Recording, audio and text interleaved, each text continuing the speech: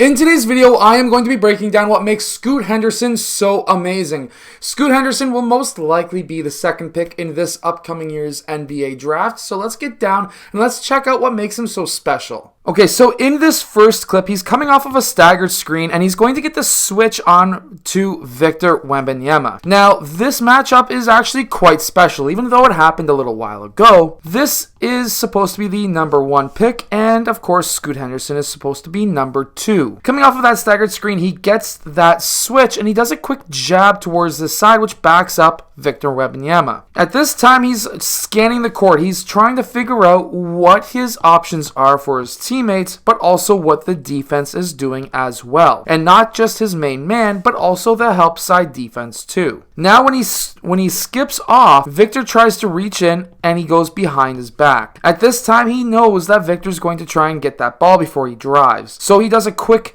jab cross, which backs up Victor, because Victor's got really long arms. He can block a lot of shots. But because Scoot Henderson's able to get that shot off quickly and backs off Victor Wembanyama, he's able to get that shot. Scoot Henderson is also very good playing defense off ball. Here he's able to help out his teammate poke that ball free, and then he's able to get to the other end of the court quickly and throws down a massive slam dunk. Now, one of the things that really makes him special is he's got the basketball on a string. Do we all know what that means? That basically means that no matter where that basketball goes, he comes off that screen, he crosses over. There's a player who tries to reach in, and he's able to then get that ball behind him and then through the legs. Being able to control the ball, he's not carrying it here. His hand is above that imaginary half line on that ball, which means that he's able to control that ball totally and knows exactly where it is. Being able to have ball control drills in your arsenal will be able to help you in those types of situations.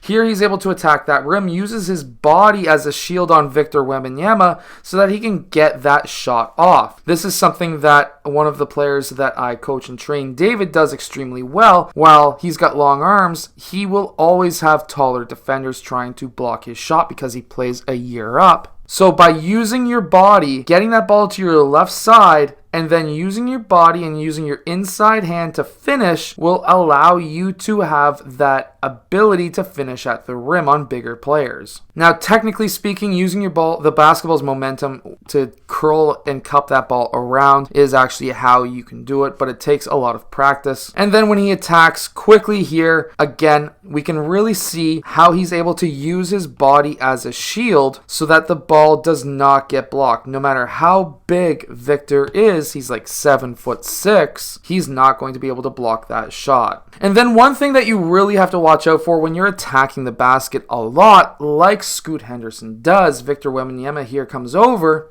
Scoot's able to get that ball off to a teammate who's then able to dunk that down. Because what will happen is once you start going off for a lot of points, you're going to have a lot of players collapsing in on you. So by being able to pass, it will get them eventually off of you as well, which is exactly what you want. Also being patient. Now, if you're one of the players who is like Scoot Henderson, who gets a lot of players paying attention to you, here he's got 2 players trying to block a shot, being patient is key. So here he comes to a jump stop, he's able to step through, shot fake, and then those 2 guys go flying in the air, and he has an absolutely wide open shot that nobody's going to block. So coming to jump stop, shot fakes, being patient is key, especially if you're on like a fast break 1-on-2. If you can come to a jump stop, get that shot fake, and then go for the shot, you'll be all set. And being accurate with passes is important. Here, this is a very tight pass to a very tightly covered teammate, and eventually that teammate's able to get that foul and one. But always looking to be a good teammate, because there's 2 reasons for that. For one reason, your teammates will not pass to you if you're not passing back, but 2, you'll have 5 players on you eventually if you keep on scoring. I also want to point out for especially the players that play on my team, they always like to try to go for chest passes. Here, there are arms in the way. A bounce pass is what was able to get this ball through to his teammate. Let's also not forget the fact that he's able to shoot at a pretty high percentage as well. Now, coming off of this screen, I really want to explain something to you. A lot of players will take 2 dribbles after a screen. If Scoot Henderson was to take another dribble here, he would have been way too late. This man would have caught up and his teammate would not be open. But coming off of the screen, he takes 1 dribble and then he does a quick dump pass to his teammate who's able to go up for the massive slam. This would have not been possible if Scoot took 2 dribbles or more. But because he only took 1 dribble, that gives him the time to draw both defenders,